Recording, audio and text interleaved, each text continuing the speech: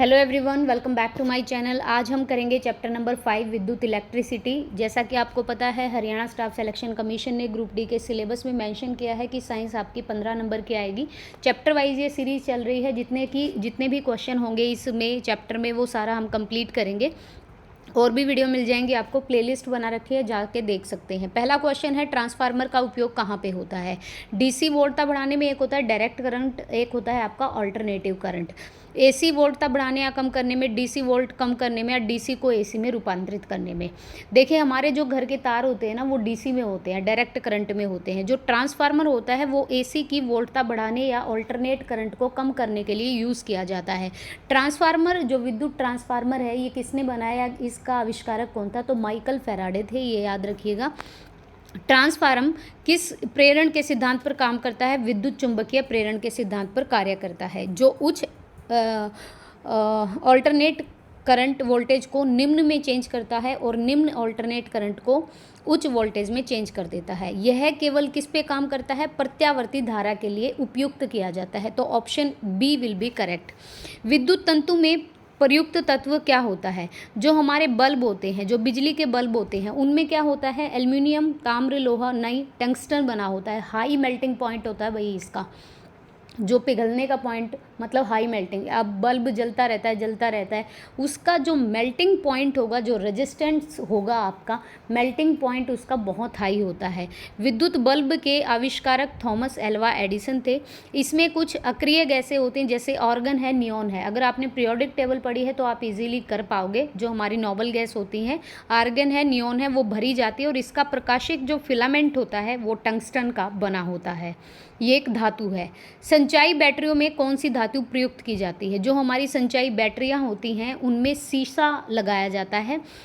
ऐसा विद्युत रासायनिक सेल जिसे पूर्ण चार्ज किया जा सकता है उसे कहते हैं संचायक सेल। जैसे लेड संचायक सेल, लेड एक ऐसा सेल है जिसे हम चार्ज कर सकते हैं। नेक्स्ट है, विद्युत धारा का परिमाण मापने के लिए प्रयुक्त जो उपकरण है, जो आपका मेजरमेंट सिस्टम है, वो क्या है? तो एमीटर होता है। जो हमारी करंट होती है, विद्युत की जो धारा होती है, करंट एम्पेयर, उसको एमीटर में मापते हैं। जनरेटर क्या करता है? यांत्रिक ऊर्जा को विद्युत ऊर्जा में बदलता है। मैकेनिकल एनर्जी को हमें जब बिजली मिलती है तो इलेक्ट्रिक की फॉर्म में मिलती है। विद्युत ऊर्जा को यांत्रिक ऊर्जा में बदलने वाला जो यंत्र है वो होता है गैल्वेनोमीटर, और इसको विभवांतर मापने में प्रयुक्त यंत्र, मतलब गैल्वेनोमीटर जो है वो विभवांतर मापने में यूज़ किया जाता है। विद्युत धारा उत्पन्न करने के लिए प्रयुक्त युक्ति क्या कहलाती है? विद्युत धारा कहाँ से उत्पन्न होगी? एमीटर तो एक मेजरमेंट सिस्टम है, मोटर नहीं है। मोटर तो एक क्या करती है? यांत्रिक में चेंज करती है। गैल्वेनोमीटर एक उपकरण है। तो जनरेटर जो है ये यांत्रिक ऊर्जा को विद्युत ऊर्जा में बदलने वाला यंत्र है। और मोटर क्या है? मोटर क्या करती है? इलेक्ट्रिक एनर्जी को मैकेनिकल एनर्जी में चेंज करती है। गैल्वेनोमीटर आपका एक उपकरण है। विद्युत रासायनिक प्रक्रिया जो एनोड पर काम करती है, एक होती है कैथोड रेज, एक होती है एनोड। तो हमारी जो विद्युत की रासायनिक जो प्रक्रिया होगी, जो केमिकल चेंज होगा, वो ऑक्सीकरण पर काम करता है। देखो, ऐसे नहीं समझ आएगा कि मैं अब डिटेल में यहाँ पे बताऊँ ऑक्सीडेशन क्या होता है, रिडक्शन क्या होता है। तो उसके लिए आपको ज़रूर बुक पढ़नी पड़ेगी, जिसको अगर आइडिया नहीं है। विद्युत रासायनिक प्रक्रिया में दो ध्रुव होते हैं, दो पोल होते हैं, एक एनोड होता है, एक कैथोड होता है। एनोड पे आपके प्लस साइन होते हैं, जहाँ वह ध्रुव जहाँ इलेक्ट्रॉनों का व्यय होता है और ऑक्सीडेशन की प्रक्रिया होती है, ऑक्सीकरण होता है। कैथोड पे माइनस साइन होते हैं आपके, मतलब ऋणावेशित होता है। वह ध्रुव जहाँ इलेक्ट्रॉन की प्राप्ति होती है और अपचयन की प्रक्रिया होती है। आपको सिर्फ इतना ध्यान रखना है, कैथोड पे माइनस नेगेटिव चार्ज होता है, एनोड पे पॉजिटिव चार्ज होता है। एनोड से क्या होते हैं? इलेक्ट्रॉन व्यय होते हैं, जाते हैं। कैथोड पे माइनस चार्ज होता है, नेगेटिव, जहाँ पर इलेक्ट्रॉन वो अपने आप में रिसीव करता है और अपचयन की प्रक्रिया होती है। ऑक्सीकरण होगा आपका किसमें? एनोड में। वोल्ट मीटर आमतौर पर चालक विद्युत परिपथ में दो सिरों के बीच जो विभवांतर मापने के लिए प्रयुक्त होता है। विद्युत परिपथ में वोल्ट मीटर आमतौर पर संयोजित किया जाता है। कैसे? जो हमारा विद्युत परिपथ होता है उसमें हम क्या करते हैं, सीरीज में, समानांतर क्रम, पैरेलल सीरीज में ये समानांतर श्रेणी में लगाते हैं। कैसे? विद्युत परिपथ में चूंकि विभवांतर का मान समानांतर क्रम में समान रहता है, जैसे आपने पढ़ा भी होगा R1 plus R2 plus R3 ये रेजिस्टेंस होते हैं, 1/R1 प्लस 1/R2 ये सीरीज़ में, ये पैरेलल सीरीज़ में होते हैं। इसीलिए विभवांतर मापने के लिए वोल्ट मीटर समानांतर क्रम में जोड़ा जाता है। विद्युत धारा मापने के हेतु हम क्या करते हैं, एमीटर क्या करते हैं, श्रृंखला क्रम में जोड़ते हैं। जैसे आपका एमीटर ऐसे ये जुड़ गया, फिर आगे ऐसे, ये सीरीज़ में होता है, चेन में, और जो पैरेलल में होता है 1/R1 plus 1/R2 plus 1/R, जितने भी रेजिस्टेंस लगे हैं, फिर उसमें एमीटर लगाए गए हैं, वोल्ट कितने से जुड़ा है वो चीज़ डिपेंड करता है। जब किसी एक दंड चुंबक के 2 टुकड़े किए जाते हैं तब क्या मिलता है? अगर किसी चुंबक के 2 टुकड़े करोगे तो 2 छोटे चुंबक मिलेंगे आपको। किसी चुंबक को तोड़कर उसके दोनों ध्रुवों को अलग नहीं किया जा सकता, क्योंकि चुंबक के जो दोनों ध्रुव होते हैं उत्तर और दक्षिण, वो दिशाओं को स्पष्ट करते हैं। एक होता है नॉर्थ पोल, एक होता है आपका साउथ पोल। चूंकि दिशाएं खत्म नहीं हो सकती, इसीलिए चुंबक के ध्रुव भी कभी अलग नहीं हो सकते। आपने एक चुंबक के 2 पार्टीशन कर दिए, तो इसमें भी तो नॉर्थ पोल साउथ पोल, इसमें भी नॉर्थ पोल साउथ पोल, मतलब ध्रुव को आप अलग नहीं कर सकते, 2 छोटे चुंबक मिल जाएंगे आपको। सौर सेल को बनाने में किस तत्व का प्रयोग किया जाता है? सिलिकॉन। और जो हमारी कंप्यूटर में चिप लगी होती है वो भी सिलिकॉन की होती है। कल हमने पढ़ा था प्रकाश फाइबर जो तंतु होता है, जो कि समुद्र के नीचे से बिछाया जाता है, वो क्या होता है, कुचालक होता है। उसमें मतलब करंट नहीं आ सकता आपका, ठीक है, कुचालक होता है। और जो हमारी सौर सेल होती हैं वो सिलिकॉन से बनी होती हैं, तत्व है। धरती पर पाया जाने वाला प्रचुर मात्रा में जो आपका ये होता है धातु होती है, वो एल्युमिनियम धातु होती है। तत्व हमारा ऑक्सीजन होता है। चुंबकीय क्षेत्र तीव्रता की मीट्रिक इकाई क्या है?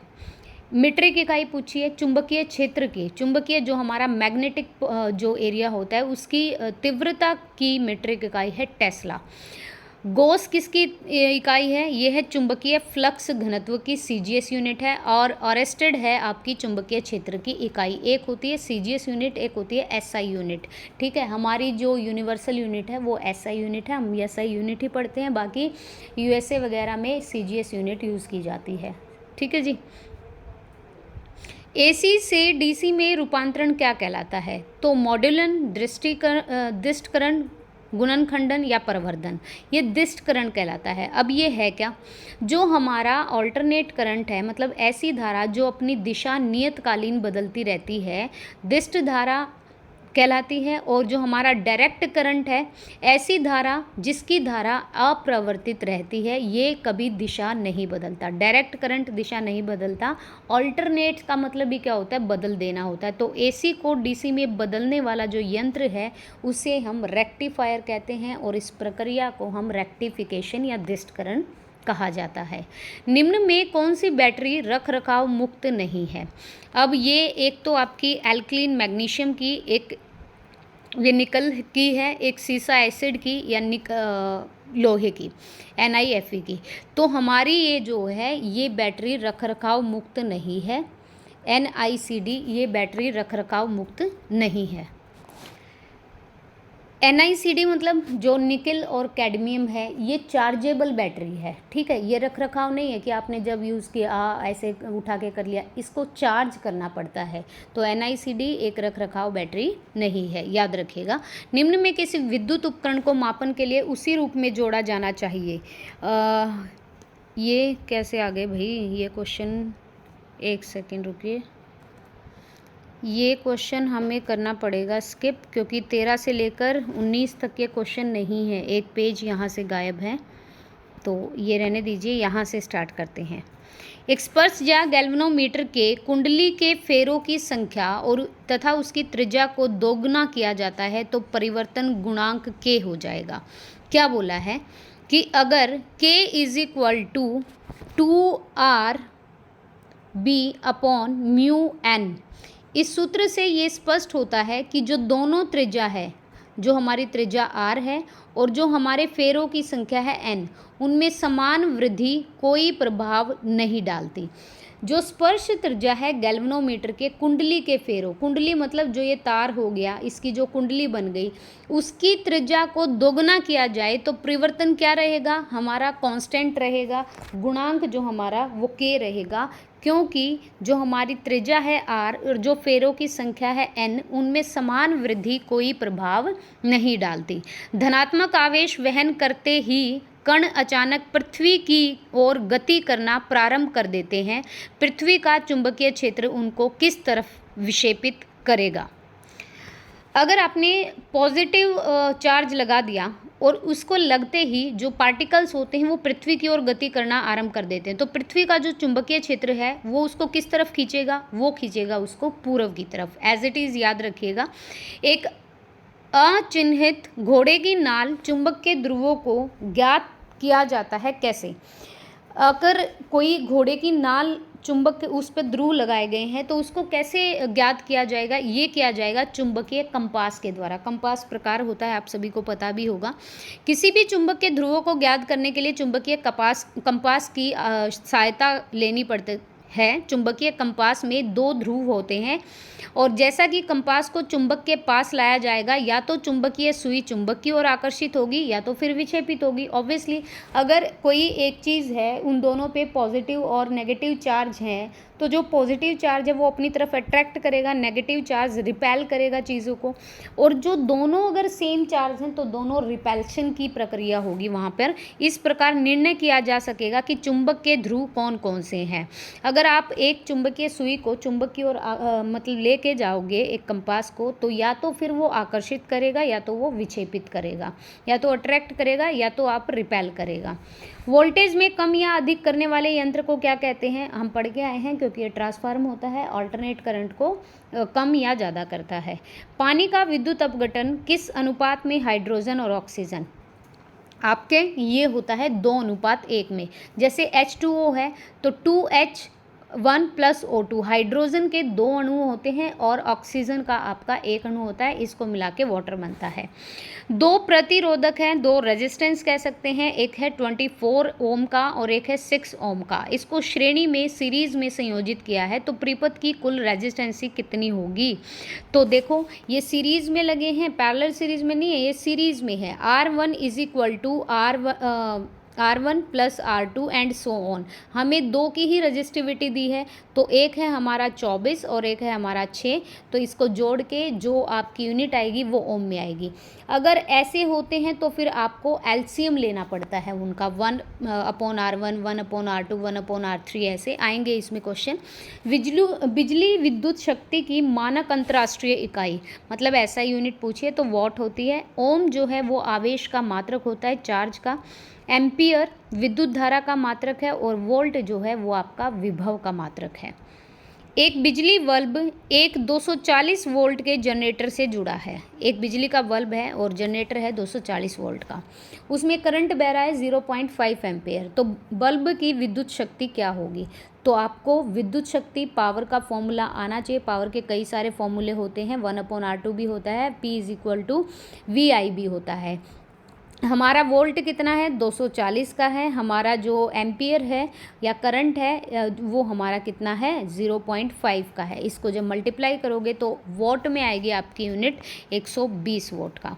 विद्युत आवेश की एसआई यूनिट क्या है, तो विद्युत आवेश चार्ज की जो यूनिट होती है वो कलाम होती है। एम्पियर विद्युत धारा की है, वोल्ट आपकी विद्युत विभव की है और वाट आपकी विद्युत शक्ति की है। तीनों को अलग अलग याद रखिए। एक वॉशिंग मशीन में एक इलेक्ट्रिक मोटर विद्युत ऊर्जा को किस ऊर्जा में बदलती है। ओब्वियसली अगर आप जैसे प्लग डालते हैं मशीन चलाने के लिए, तो जो इलेक्ट्रिसिटी दे रहे हैं, जो उसको बिजली दे रहे हैं, वो एक मैकेनिकल में बदलती है, तभी तो वो काम करती है अपनी मैकेनिकल वे से। ठीक है। बार चुंबक को स्वतंत्र रूप से लटकाने पर यह किस दिशा की तरफ इशारा करता है। अगर आपका एक बार मैग्नेट है, अगर उसको आपने इंडिपेंडेंट या फ्रीली आपने हैंग कर दिया है, तो वो किस दिशा की तरफ जाएगा, तो वो जाएगा उत्तर दक्षिण की तरफ। एक स्वतंत्र रूप से निलंबित चुंबक दक्षिण उत्तर की तरफ इशारा करेगा, क्योंकि पृथ्वी के चारों ओर चुंबकीय क्षेत्र क्या है, उत्तर दक्षिण ध्रुव पे है। ठीक है जी। तो उत्तर दक्षिण दिया है ऑप्शन में, अगर दक्षिण उत्तर है तो वो भी लगा सकते हो। निम्न में कौन सा तत्व ऊर्जा प्राप्त करता है और उसके बाद या तो उसे गर्मी में परिवर्तित हो जाता है या उसे विद्युत या चुंबकीय क्षेत्र में संग्रहित करता है? तो कौन सा तत्व है? ये निष्क्रिय तत्व है। विद्युत सर्किट तत्व सर्किट से ऊर्जा को अवशेष करते हैं और सर्किट में ऊर्जा प्रदान करते हैं। दो प्रकार के इलेक्ट्रिक सर्किट होते हैं, एक होता है निष्क्रिय तत्व, एक होता है सक्रिय सर्किट तत्व। सक्रिय तत्व, निष्क्रिय तत्व क्या बोला है? सर्किट तत्व जो ऊर्जा प्राप्त करते हैं, मतलब ऊर्जा का अवशोषण करते हैं, या तो उसे गर्मी में चेंज कर देंगे या उसे विद्युत क्षेत्र या चुंबकीय क्षेत्र में संग्रहित कर देंगे, उन्हें निष्क्रिय सर्किट तत्व कहते हैं। जैसे प्रतिरोधी आपके प्रेरक होते हैं, संधात्री होते हैं। सक्रिय जो होते हैं, जो एक्टिव होते हैं सर्किट, वो जो ऊर्जा की आपूर्ति करते हैं, उन्हें सक्रिय सर्किट का, जो ऊर्जा की आपूर्ति मतलब जो ऊर्जा पैदा करते हैं, और जो अवशोषण करेंगे ऊर्जा का, उन्हें निष्क्रिय। जैसे वोल्टेज है, स्रोत है, वर्तमान स्रोत, जनरेटर है, ट्रांजिस्टर है। द्विपक्षीय या दो तरफा है। एक परिमाण के साथ सर्किट तत्व में दोनों दिशाओं में वर्तमान की चाल को द्विपक्षीय सर्किट तत्व कहा जाता है। उदाहरण प्रतिरोधी, प्रेरक, संधारित्र आदि। एक तरफा सर्किट जो तत्व है वो एक दिशा में वर्तमान की संचालन को एक तरफा तत्व कहा जाता है, जैसे कि हमारा ट्रांजिस्टर। नेक्स्ट है 1 giga electron volt dash electron volt के बराबर होता है। 1 गीगा जो इलेक्ट्रॉन वोल्ट होगा, मैं यहाँ पे बता देती हूँ, 1 गीगा इलेक्ट्रॉन वोल्ट जो होगा वो किसके बराबर? जो हमारा ये होता है 1 गीगा इलेक्ट्रॉन वोल्ट, ये होता है आपका 10⁻⁹ इलेक्ट्रॉन, ईवी बोलते हैं इसको, इलेक्ट्रॉन वोल्ट के बराबर। तो 10⁻⁹ है। मुक्त स्थान की परम विद्युत अनुपति का मान कितना होता है? मुक्त स्थान की मतलब जो फ्री है, उसकी विद्युत अनुपति का जो मान होगा 8.854 इंटू 10⁻, यहाँ पे ये लिखा हुआ है, एक सेकेंड रुकिए, ये है आपका 10⁻12 farad metre. 8.854 into 10⁻12 farad metre. चालकता का एसआई यूनिट क्या है? चालकता की जो एसआई यूनिट है वो है ऑप्शन डी, mho/m। ये हमारी जो चालकता होती है, जैसे ओम है विद्युत प्रतिरोध का एसआई मात्रक है, ऐसे ही हमारी mho है जो कि विद्युत चालकता का एसआई मात्रक है। ध्यान रखिए, विद्युत चालकत्व का, विद्युत प्रतिरोध का ओम है, और mho इसका अपोजिट, वो हमारा विद्युत चालकत्व का एसआई मात्रक है। इलेक्ट्रिक हीटर में उपयोग किए जाने वाले तत्व की सामग्री क्या होती है? मतलब इलेक्ट्रिक हीटर के जो तार हैं वो किससे बने होते हैं? ये निक्रोम या नाइक्रोम से बने होते हैं। विद्युत हीटर वह युक्ति है जिससे विद्युत ऊर्जा को ऊष्मा में बदलता है। ऑब्वियसली जब आप प्लग लगाओगे तो उससे हीट जनरेट होगी। इसका एलिमेंट जो होता है वो नाइक्रोम से बना होता है, और नाइक्रोम का हाई रेजिस्टेंस होता है। साथ ही नाइक्रोम जो है वो क्रोमियम ऑक्साइड की एक परत बनाता है जो अपने नीचे के तार को टूट फूट से बचाती है। ध्यान रखिएगा, नाइक्रोम से बनी होती है, और दूसरी चीज़ ध्यान रखना है, हाई रेजिस्टेंसी होती है। नेक्स्ट यहाँ पे बात करते हैं फ्यूज तार में उपयोग की जाने वाली सामग्री की संरचना क्या है। जो फ्यूज तार होता है तो उसमें कौन सा कंटेंट यूज होता है? 67% आपका सीसा लगता है और 33% क्या लगता है? टिन लगता है। फ्यूज तार जो है वो विद्युत धारा का तापीय प्रभाव सिद्धांत पर निर्भर होता है। फ्यूज तारा का गलनांक जो है वो कम होता है और प्रतिरोध उच्च होता है। ऐसा ही हमारा जो विद्युत बल्ब होता है उसका जो मेल्टिंग पॉइंट है वो कम होता है और रेजिस्टेंसी ज़्यादा होती है। मैंने वहाँ पे मेल्टिंग पॉइंट हाई बताया तो उसके लिए सॉरी। यहाँ पर जो गलनांक होगा, जो मेल्टिंग पॉइंट होगा वो कम होगा और रेजिस्टेंस क्या होगा? ज़्यादा होगा। एक होता है इंसुलेटर, एक होता है कंडक्टर। इसमें अगर आपको कन्फ्यूज़न है तो आज ये कन्फ्यूज़न दूर करिए अपनी।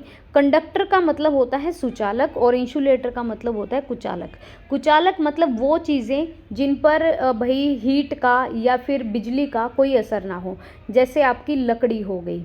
और सुचालक वो होती हैं जो इजीली हीट को अपने अंदर अवशोषित कर लेती हैं या करंट को अवशोषित कर लेती हैं, जैसे हमारी धातु होती हैं। अगर आप धातु से, किसी मेटल से करंट उस पर लगाओगे तो वो बहुत जल्दी क्या वो करंट आ जाएगा, उसमें अवशोष कर वो कर लेगी करंट को अपने अंदर, और हीट को भी करेगी। ठीक है, तो इंसुलेटर के मामले में तापमान में कमी आने पर रेजिस्टेंसी क्या होती है? अगर तापमान में कमी आ गई है इंसुलेटर के मामले में तो जो हमारी प्रतिरोधकता है, जो रेजिस्टिविटी है, वो हमारी बढ़ जाएगी। एक स्थायी चुंबक मूविंग कॉइल का प्रयोग डैश के रूप में किया जाता है ताकि इसकी दिशा और शक्ति के साथ करंट के छोटे मान को मापा जा सके। ये यूनिट है आपकी गैल्वेनोमीटर। एक स्थायी मूविंग कॉइल का प्रयोग गैल्वेनोमीटर के रूप में किया जाता है ताकि इसकी दिशा और शक्ति के साथ करंट के छोटे मान को मापा जा सके। एक पदार्थ की अपने चुंबकत्व को बनाए रखने का इस क्षमता को क्या कह देते हैं? अगर कोई सब्सटेंस है और वो अपनी मैग्नेट को, अपनी मैग्नेटिक को बनाए रखना चाहता है तो इस क्षमता को उसकी रिटेंटिविटी, मतलब वो धारण करना चाहता है तो धारणता कहते हैं। चुंबकीय प्रभाव, मैग्नेटिक फ्लक्स जो होता है दिए गए क्षेत्रफल में से चुंबकीय क्षेत्र रेखाओं की तीव्रता का गुजरना। चुंबकीय प्रवाह किसे कहते हैं? मैग्नेटिक फ्लक्स किसे कहते हैं? दिए गए जितना भी एरिया है उसमें से चुंबकीय क्षेत्र की रेखाओं का बहुत जल्दी से क्रॉस होना। और चुंबकीय शक्ति क्या होता है? जिस हद तक किसी पदार्थ को चुंबकीय बनाया जाए उसमें मैग्नेट की जितनी मात्रा डाली जाए उसे कहते हैं चुंबकीय शक्ति। निम्न में से कौन सा एक निर्भर विद्युत स्रोत नहीं है? तो ट्रांजिस्टर है, ट्रांसड्यूसर है, एम्पलीफायर है। सर्किट के पास एक तांबे का प्रतिरोध, ये कोई निर्भर विद्युत स्रोत नहीं है। कैसे? ट्रांजिस्टर, ट्रांसड्यूसर और एम्पलीफायर सभी बैटरी या विद्युत स्रोत के बिना नहीं चलाया जाता, लेकिन सर्किट के पास जो एक तांबे की रेजिस्टिविटी, जो प्रतिरोध है, उसको किसी भी विद्युत स्रोत की आवश्यकता नहीं है। ट्रांसफार्म किस तत्व का उदाहरण है? ट्रांसफार्म एक निष्क्रिय, पैसिव है। क्यों? क्योंकि ये वोल्टेज को कम ज़्यादा करते हैं और सर्किट को ऊर्जा की आपूर्ति नहीं करते। बिजली के बल्ब में फिलामेंट के रूप में इस्तेमाल होने वाली जो पतली धात्विक तार है वो किससे बनी होती है? Again the same question here. Tungsten से बनी होती है। इसका लो मेल्टिंग पॉइंट होता है और हाई रेजिस्टिविटी होती है। इसका आविष्कार किया था थॉमस एल्वा एडिसन ने। इसमें अक्रिय गैस होती, नोबल गैस, ऑर्गन और नियॉन, जो कि बहुत कम रिएक्शन करती हैं। और इसका जो फिलामेंट है प्रकाशिक, वो टंगस्टन धातु का बना होता है। बिजली विद्युत शक्ति मापने के लिए निम्न में से कौन सी इकाई यूज होती है? बिजली विद्युत शक्ति की इकाई होती है वॉट। जूल है कार्य और ऊर्जा की इकाई। वोट है विद्युत शक्ति की। एम्पियर है विद्युत धारा की, करंट एम्पियर की। और वोल्ट है आपकी विद्युत विभव की। वोट और वोल्ट में ध्यान रखना, वोट विद्युत शक्ति की, पावर की, और वोल्ट आपकी विभव की। अब देखो, क्रमशः 5 ओम, 10 ओम और 30 ओम मान रखने वाले 3 प्रतिरोधकों को एक दूसरे के साथ पैरेलल में संयोजित किया गया। देखो आ गया वो क्वेश्चन। जब सीरीज की बात करें तो R1, R2, R3 and so on, और जब पैरेलल की बात करें 1/R1, 1/R2, ऐसे। हमें तीनों का मान दिया है 5, 10 और 30। देख लीजिए, 1/R is equal to 1/R1, R2, R3, ये वैल्यू दी है, ये इसमें रख लीजिए। अब यहाँ पर आप इनका एलसीएम लेंगे, एलसीएम आ जाएगा इसका 30। तो 5 छिका 30, 10 तिया 30 और 30 एकम 30, 6 और 3 9 और 1 10। 10 बटा जब 30 लिखोगे तो ये कट हो जाएगा और 3 ओम हो जाएगा। और यहाँ ये क्या हो जाएंगे? इन्वर्स हो जाएंगे, बदल जाएंगे। तो ऊपर चला जाएगा एलसीएम, 1/3 मत कर देना, 3 ओम आएगा इसका आंसर। नेक्स्ट है 1 किलोवाट किसके बराबर होता है? 1 किलोवाट अगर सीधा सीधा यूनिट याद रखनी है तो 3.6 इंटू 10⁻⁴, यहाँ पर 10⁻⁶ जूल में मापी जाती है। अब 1 volt is equal to 1 joule per 1 second. Power work upon time का फॉर्मूला लगाया है इन्होंने। तो दोनों तरफ 1000 से मल्टीप्लाई करने पर 1000 into 1 volt is equal to 1 joule upon 1 second into 1000। जब यहाँ पर करोगे तो 1 किलो वोट आ जाएगा 1000 जूल अपॉन 1 सेकेंड। दोनों तरफ फिर 1 घंटे की गुना करनी है। 1 घंटे में 3600 सेकेंड होते हैं और इसकी 1 आवर से की है। तो 1 आवर मतलब 3600 सेकेंड और 1 किलोवाट यहाँ पर 10⁻⁶ है। ठीक है जी। तो याद रखिएगा कि 3.6 इंटू 10⁻⁶ जो 6 होती है जूल, वो आपकी यूनिट होती है 1 किलोवाट की, जूल में मापी जाती है। चुंबकीय फ्लक्स को मापने के लिए किस चुंबकीय इकाई का, कौन सी इकाई का इस्तेमाल करते हैं? चुंबकीय फ्लक्स के लिए आप वेबर का यूज़ करोगे। पास्कल, दाब के लिए होती है, और फेराड ये हमारी कैपेसिटेंस धारिता के लिए होती है, और चुंबकीय फ्लक्स के लिए वेबर होती है। बैटरी की खोज किसने की? वोल्टा नाम के एक वैज्ञानिक ने की थी। बैटरी का आविष्कार किया था 1800 ईस्वी में वोल्टा ने। और एनरिको फर्मी ये नाभिक है, न्यूक्लियर जो साइंस होती है उससे संबंधित है। एक इलेक्ट्रिक सेल में डैश ऊर्जा विद्युत ऊर्जा में बदल जाती है। कौन सी ऊर्जा इलेक्ट्रिक सेल में विद्युत ऊर्जा में बदलेगी? तो हमारी जो रासायनिक ऊर्जा होती है, जो केमिकल जो एनर्जी होती है, वो विद्युत ऊर्जा में इलेक्ट्रिकल एनर्जी में बदल जाती है। एक देश में एक विशेष वर्ष में उत्पादित कुल विद्युत ऊर्जा है 7.5 × 10⁻11 किलोवाट पर आवर। तो ऊर्जा में बदले गए भार की मात्रा निकालिए। पूरे शहर की दी है आपकी, तो 7.5 × 10⁻⁴ किलोवाट आवर, और 1 किलोवाट बराबर होता है 3.6 × 10⁻⁶ जूल के। तो जब आप ये निकालोगे इसको मल्टीप्लाई करके, तो ये आएगा हमारा 27 × 10⁻17 जूल, क्योंकि सापेक्षा का सिद्धांत कहता है हमारा जो इलेक्ट्रोमैग्नेटिक होता है वो mc² होता है, और यहाँ पर 27 × 10⁻17 जूल ये इसमें रख दीजिए, क्योंकि ये आपके पास ये आया है इलेक्ट्रिसिटी। तो यहाँ पर जो c की वैल्यू होगी 3⁻10⁸ का होल स्क्वायर 2। और जब आप इसको सॉल्व करोगे तो जो हमारा m आएगा वो क्या आएगा? भार जो होगा मास वो 30 kg होगा। अपेक्षाकृत विद्युत कणों का उच्च संकेंद्रण यह डैश की विशेषता है। जो विद्युत कणों का सबसे जो उच्च संकेंद्रण होता है ये होता है हमारा आयन मंडल में। ठीक है, हमारे जो सौर मंडल हैं, समताप मंडल है, आयन मंडल है, मध्य मंडल है, ये पृथ्वी की तो परतें हैं। ठीक है, ये लेयर ऑफ अर्थ हैं। तो आयन मंडल में विद्युत कणों का उच्च संकेंद्रण होता है। निम्न में से x और y क्या दर्शाते हैं? x और y क्या रिप्रेजेंट करते हैं? यहाँ पे दिया नहीं हुआ है, और ये नेक्स्ट चैप्टर शुरू हो गया, ये आगे पीछे ही लगे हुए हैं आई थिंक। तो आपके ये 50 क्वेश्चन रहे, और मैं इलेक्ट्रिक करंट से कुछ और क्वेश्चन ढूंढने की कोशिश करूंगी जो हमारे लिए इम्पोर्टेंट है, तो मैं वो लेके आऊँगी जिसमें हमें कुछ और चीज़ों का पता चलेगा। आज की वीडियो यहीं पे करते हैं ख़त्म, और फिर भाई आगे जो हमारा चैप्टर है वो परमाणु है, वो भी बहुत इम्पोर्टेंट चैप्टर है। और आपको अगर सीरीज़ अच्छी लगे तो प्लीज़ वीडियो को लाइक एंड शेयर कीजिएगा, और अगर न्यू हो तो चैनल को सब्सक्राइब कीजिएगा। Thank you.